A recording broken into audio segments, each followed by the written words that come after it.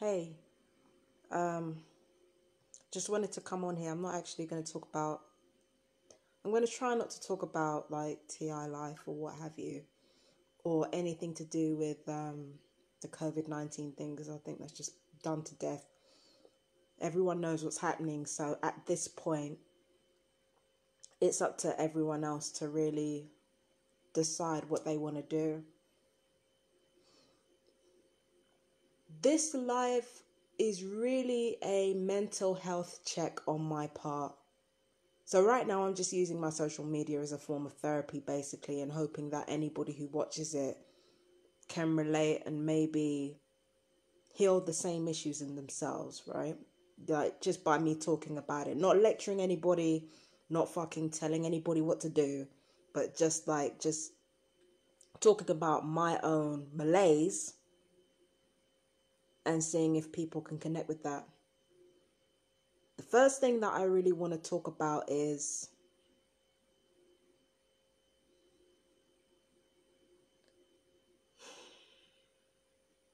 two things I want to talk about. The first thing I want to talk about is how people are not honest with themselves. The second thing I want to talk about is my obsession with fairness, which is kind of intercorrelated with this, and I'll explain why. I was watching an old clip of Ian Levanzant with the Braxton family. So it's basically the whole cast of Braxton Family Values with Ian Levanzant.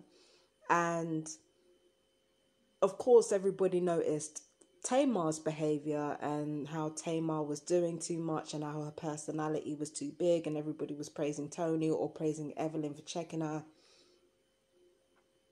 But what I noticed is that people's understanding of mental health is based on normality and pleasantness. And I actually find that super alarming. Now, I think a lot of people accurately understood that Tracy was actually the one who was the most kind of maligned in the family. Like she was supposedly the black sheep of the family, and not Tamar. And I get that. But the way the rest of the public treat Tamar makes her the black sheep of the family in her own way, because people are equating her behavior and how extra she is and how loud she is and how raucous she is with the sense that she's somehow more shady than everyone else, somehow more manipulative than everybody else, somehow more this, more that than everybody else, just because her personality is big. And I recognize the family setup. Like the oldest one is always the more sober one. They're always the more evasive one emotionally, because the older one is always the one with the most responsibility, right? So the oldest one will either do one of two things. They will either, when it comes to a dysfunctional family, the oldest one will do one of two things. Either they will separate themselves from the family as early as possible and find their own careers and seek their own careers, or they will stay behind, look after the family, make sure the family are straight financially, all of that stuff, right? So either way, the oldest one of the family becomes the first to strike out, okay? And the oldest people of the family are usually the ones who are the ones who are calmer, or the ones who are more evasive, the ones who are more, willing to go along with what the rest of the family wants, because low key, that narcissistic setup or the way that family is set up has actually benefited them more than the rest of the family. So they are actually invested in maintaining that structure, which is why when they're present in that structure, they're either trying to keep the peace or they don't say anything, because without that family setup, they wouldn't be able to go forth and realize their dreams, or they wouldn't be able to be heads of the family. So they have an investment in keeping the family the way it is and not addressing it, or staying as far away from the dysfunction as possible. And what people do on the outside looking in is they equate that older person's behavior with being healthier than the younger person's behavior who's exploding everywhere. And I'll get to that in a minute. They equate the older person's behavior with being healthier when really it's just as destructive as the youngest person in the family that's exploding everywhere, the one that is dead in the middle of all the bullshit. Yeah. So the one who breaks away and the one who gets away, like, they're seen as a successful one, they're seen as a well-adjusted one, but actually they're not well-adjusted at all. They're actually very evasive. And they've benefited the most from a culture of abuse, because that culture of abuse has put them ahead of everyone else, quiet as it's kept. Now, when it comes to somebody like Tamar, who's the youngest in the family, right? The youngest in the family in a dysfunctional setup, they're normally the ones who are exploding all over the damn place. Okay? They're either exploding all over the damn place or they're imploding all over the damn place. Either way, whether the youngest one is the quietest one or the loudest one, they are usually the ones that are still stuck around the family like decades after they decided they wanted another life for themselves. They're usually the ones who are rooted in the family. They're usually the ones who stick around longer than they're supposed to. Usually, not always. And they're usually the ones who are treated like probably the most gently out of everyone in the family. And then low-key resented for it later. So you've got the oldest one who is, evading everything, kind of wanting to keep the family order the way it is because they know they benefit from it. And then you've got the youngest one who, even though they kind of benefited from the situation, because they were treated gentler than everyone else, they can see the dysfunction more clearly. They can see the dysfunction and everything going on a lot more clearly than everybody else can. And it's partly because of the way they're treated, not in spite of it. So when they start having these big personalities, or they start, being lazy or whatever, or they start shrinking back or whatever, like whatever it is that the younger person does that normally catches the eye of everyone else on the outside world, whatever it is that they're doing it because they are the least equipped to deal with the family setup not being honest with itself. So everything that we see in Tamar's behavior is typical baby of the family behavior. Imploding or exploding all over the place. They may or may not have a career, but definitely not on the same level as the older one. And they are the ones who most want to express themselves or be themselves. They find it very difficult to maintain the lie. They just find it difficult to maintain the lie. But because of the younger one being more obviously non-normative and sometimes even non-pleasant in comparison to the oldest one, the youngest one is maligned by the rest of society, not the family. Not the family. The youngest one is never maligned by the rest of the family. The youngest one is always maligned by the rest of society, because when they go out into the world and find out that the same behavior that they were coddled over does not fly in the outside world, they run into problems. But then again, that's another symptom of not only society not being honest with itself, it's also a symptom of the family not being honest with itself at all. And that's what we don't get. Every single time we mistake pleasantness for good mental health, we continue that cycle of destructiveness that ensures that nobody is going to be themselves. Nobody is going to be authentic. Nobody is going to be real. But because if we're real with ourselves, what we judge these families by, or what we judge such families by as of like a year or two ago, I don't know how the Braxtons are doing now, but the way we judge families like that and the way we judge people like that is not through their actual character. It's not through their actual character. It's not through, who they actually are as people. We're not judging them by that, but we're judging them by the way they make us feel, which is not the same thing.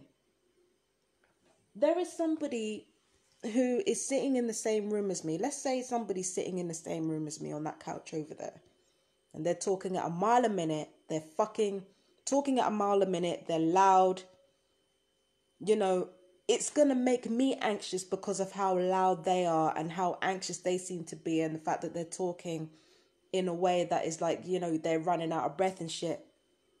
But just because I might, you know, my bodily responses might respond with anxiety, that's a far cry from how they actually are as a person. They could actually be a very good person with strong morals and strong character. They might be one of the most loyal friends you could have in the world. But because of how they've made me feel, because of the way that they speak, because of the way that they roll their head and neck, because of how big their personality is, if I wasn't a more discerning person, that's all I would have seen, and I would have had nothing to do with them, because their unhealthiness is obvious. We need to pay attention to that word, obvious. But maybe when we come across somebody that is obviously unhealthy, maybe the real question we need to ask ourselves is, why are we not looking further into this so that we can understand and heal our own unhealthiness? Keeping the status quo going based on who's more pleasant and who appears to be more pleasant and who appears to be more this, that, and the third, judging people simply by the manner that they have or the way that they talk to people or the, you know, the personality that they have, judging them purely on that, for me, is not the same as being able to accurately assess what type of person that character is. Yeah, somebody like Tamar could be manipulative. They could be shady. But then there are other people in the world who are worse than her. But because they're pleasant in their manner, and because they speak quietly, and because they're not talking at a mile a minute, because they let people get a word in edgeways, that's how people notice Tamar's flaws more overtly. It's very easy to rip the shit out of somebody if they're annoying, and I've said it before. But being annoying and getting my blood pressure riled up just because somebody's talking fast and eliciting a primal response in me is not the same as being a bad person. It's not the same as being an oblivious person. And it's not the same as being a person who should not be listened to and who should not be taken seriously. And it's not even the same as being mentally ill. Because there are people who are actually quite healthy. Some of the most psychologically healthy people I've ever met were loud as fuck. Talking fast. Not really having an awful lot of, sure, I've met unhealthy people who are like that, but I've also met healthy people who are like that. So you can't judge by your own primal responses who's healthy and who isn't.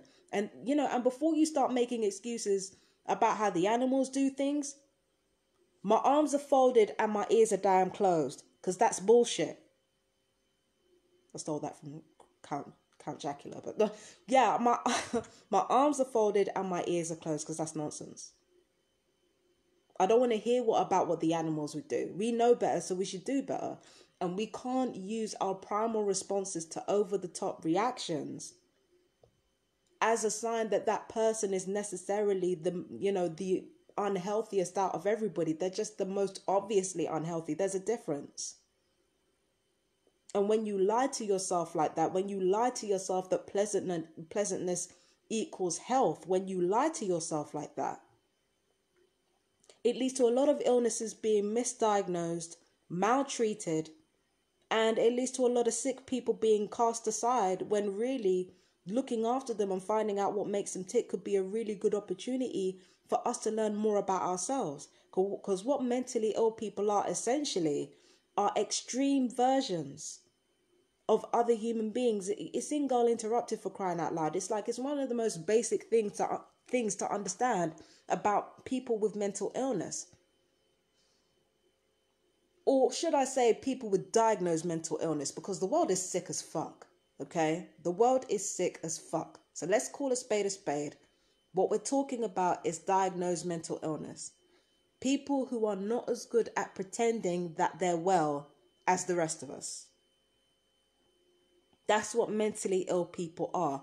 And when we make judgments based on how well we're able to pretend and lie to ourselves and lie to the people around us, when we're not honest about the fact that certain people with certain family members benefit off that lie and benefit off that sort of almost sociopathic societal structure that ensures that the more pleasant you are, or the more you know how to pretend, or the more you know how to knuckle down and appear to be grounded, the more healthier you're judged to be.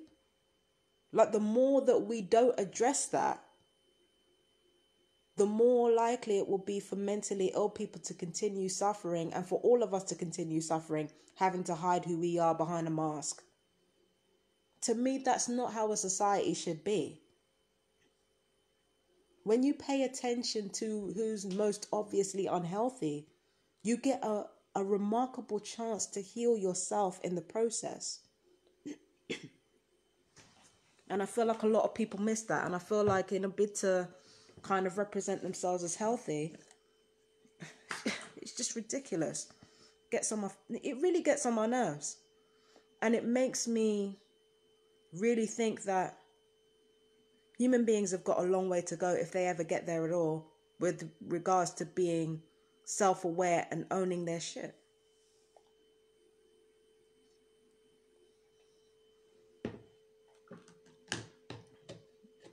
But then again,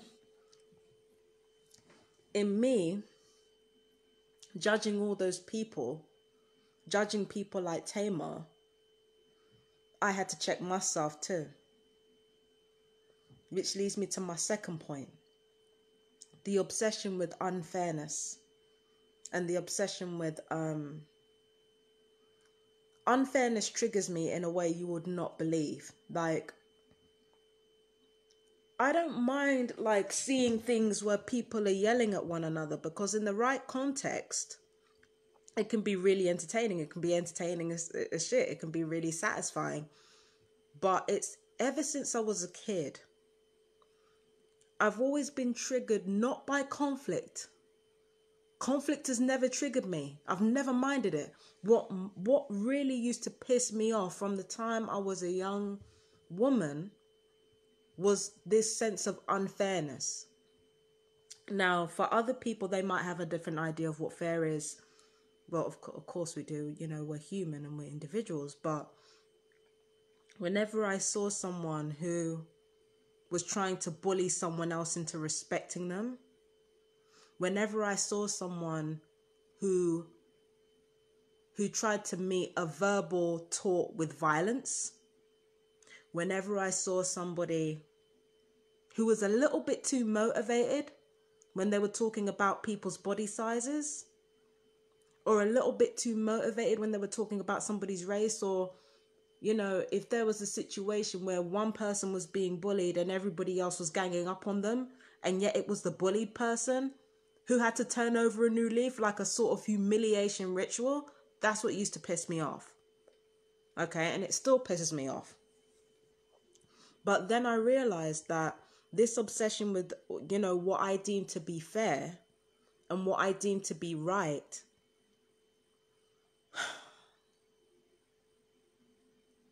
sometimes I kind of have to sit back and ask myself, at what point do I allow a hierarchy? At what point do I allow certain imbalances? Because what I perceive to be fair and right and just at the time, it may not be right and fair and just in the long run. It's just that when I see people being unfair to one another, or when I see people doing things that just don't make any sense, that are just imbalanced, people picking on one another for no reason, like all that shit. When I see that shit, it annoys me. because there's a part of me that understands that sometimes when people are unfair to one another in petty ways, it can lead to greater understandings that can have a global consequence, like with the mental health thing with regards to the Braxtons as an example. The lack of understanding when it comes to our own malaise and the way that we treat people who are more obviously mentally ill than we are, it leads to situations where life expectancy in mentally ill people are dwindled. It leads to racism. It leads to sexism. It leads to homophobia. It leads to a lot of different things further on down the line, because our association with pleasantness is not just decided around our primal instincts. It's also decided around how those primal instincts were programmed. So when I see an unfair situation with regards to something like that, it's like, because I can see where it's going, I'm thinking, nah, I gotta nip this in the bud. But at what point do I start to understand that me trying to force my opinion on the world and me trying to force what I think is right on the world, when do I start admitting that that is not fair either? Because at the end of the day, right, if I am trying to tell everybody else what to do and how to live their lives based on what I'm doing, even if I am living by example, sorry, forgive me. Even if I'm living by example, even if I am practicing what I preach, which is what I try to do, even if I am doing that, who's to say that people couldn't learn in their own way, in their own time? The enlightenment on technological advances of human beings took place over centuries, guys. It took place over centuries, over God knows how many lifetimes of human evolution. So for me, it's just like, when I try to be obsessed with fairness with regards to other people's behavior, instead of thinking, oh, okay, this person is thinking in a way that's unfair to me, and I'm going to move away from that person and towards people who think along the same lines as me. Instead, I'm trying to make inroads with people who do not think the same way as me at all, and I'm trying to force them to have my point of view. Like, nah.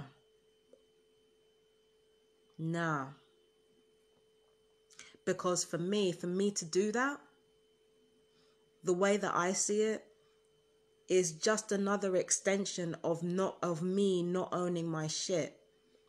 That's just another extension of me not taking responsibility for my own feelings and expecting other people to carry the slack. And we do that to each other all the time, and we don't even realize we're doing it. My version of fair is my version of fair. I'm going to live my life the way how I want to live it. If the universe or if spirit has a new path of learning for me, cool. I can take that on and I can work with it. But it's up to spirit what I learn, what I don't, and what I teach other people. That's up to spirit. It's got nothing to do with me. It's got nothing to do with me how other people live their lives. The only time when I feel like I should really step in is when it threatens the boundaries of people who can't defend themselves. And I feel like that's the only time when I should really step in. Other than that, I don't think trying to force people to be real with themselves or be honest with themselves or like be fair in a way that I see fit, I don't feel like me doing that is necessarily going to change anything. I have sat here and I've talked so much shit about what everybody else has done and how society has contributed to the downfall of humanity as we know it. I've talked a lot of shit about how what their part in it is and how human beings come to certain realizations too late. But didn't I do the same thing? All the realizations that I'm having now, I'm 35 this year. All the realizations that I could have had a decade ago, and I'm just now having them. Do you understand what I'm saying? I'm just like everybody else in the sense that I've done too little too late. I'm not going to say that I've done, I'm not going to hold my hand up and say, oh, I've done less than everybody else, or that, because that wouldn't be true. That'd be bullshit.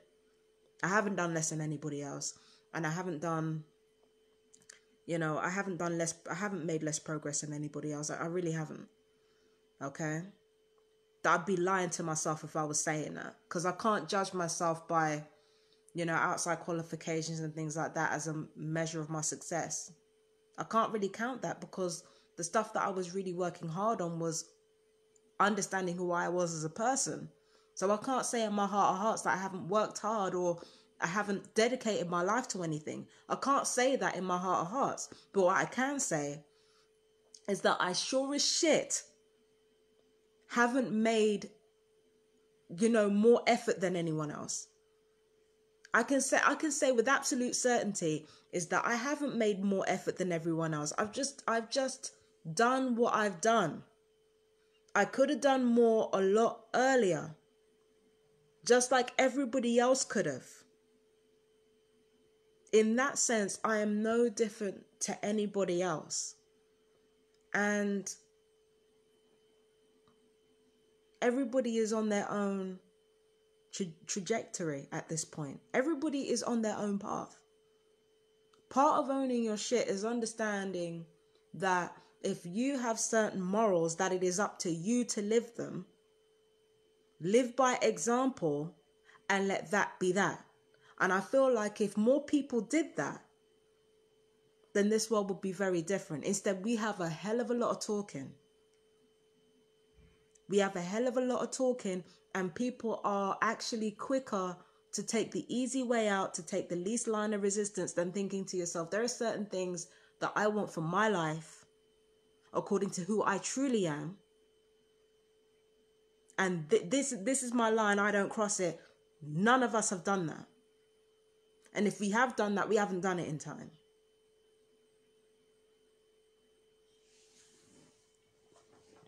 In that sense, I'm no different to anybody else. So when I get that obsession with fairness and stuff like that, first of all, I have to recognize that it's triggering because of the abuse that I've suffered. That's the first thing I have to recognize. The first thing I have to recognize is that everything that's happening to me is because I've been triggered by abuse.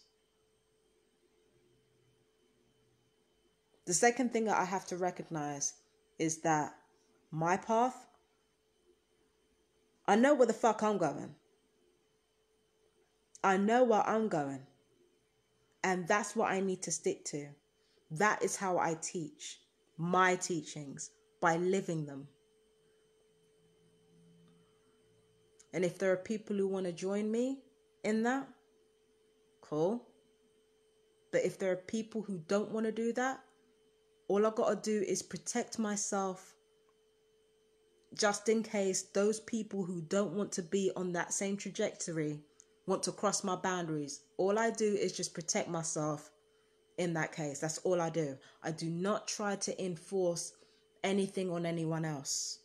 And I'm not saying that's what I do. I'm saying that's what I need to be doing.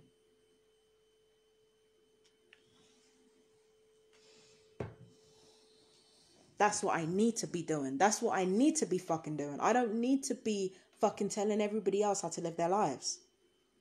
Because I'm just as fucking confused and bewildered as everyone else. It's just that I have a different way of being confused and bewildered. My confused and bewildered is different to everybody else's. And when it comes to me lying to myself, the only reason why I don't bother doing it, and the only reason why I keep my conscience clean, is because as a mentally ill person or as a person with psychological difficulties, I really can't afford the additional guilt and shame it takes to do things that are not in line with my morals. I can't afford it because that will fuck with my health. It'll fuck with my emotional health. It will drag down I'm already being attacked with electronic weaponry every day that will definitely give me heart problems later on, definitely give me stroke later on. I don't need to be adding to that by doing things that I know that are not in line with my morals. Simple as. Sorry for the spray. I don't need to be doing anything that's not in line with my morals. I don't need to be doing that. Simple as. Yeah. But anyway, yeah, that's a mental health check video. I have a lot of work to do, man. I got a lot of work to do. I mean, I think it's an ongoing thing, honestly. I don't think I'm ever going to be done with mental health checks on myself or asking myself necessary questions. I don't think I'm ever going to be done with that. At least I hope I'm not. You know? But it is important to me to kind of get right in my own mind and share all of that with you, so that if you feel the same way, you don't have to internalize it. And nor do you have to feel bad about it, because there's somebody else in the same situation who's right there with you. So anyway, I want to thank you for joining me, for those who have joined me. And as for the rest of you, watching your own time, it's okay. It's a mental health check. It's not an important video. So you do you and I'ma do me. The only thing I ask is that you take as best care of yourself as you can. Take care. Bye.